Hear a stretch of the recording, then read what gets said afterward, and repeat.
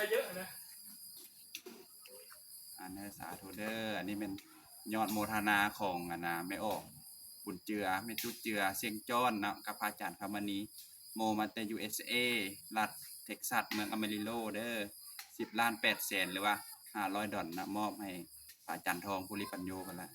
เจ้าอาวาสวัดสมชัยรามนะสาธุจะสิได้เฮ็ด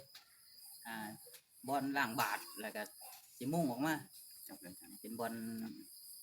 ตากผ้าตากแพร่ได้เฮ็ดกิจกรรมเวลามีงานปฏิบัติธรรมอนุโมทนานำเด้อมีส่วนแห่งบุญแห่งกุศลบาอาจารย์ผู้เปิดปฏิบัติก็ขอให้เฮามีส่วนแห่งบุญทุกสิ่งทุกอย่างเหมือนเฮาได้เฮ็ดได้ทำเองด้วยเถิดสาธุถ่ายไปเฮ็ดอันนี้แหละมันตัวนี้นี่แหละสร้างเสร็จโครงหลังคาตัวนี้นี่กำลังสร้างอยู่นี่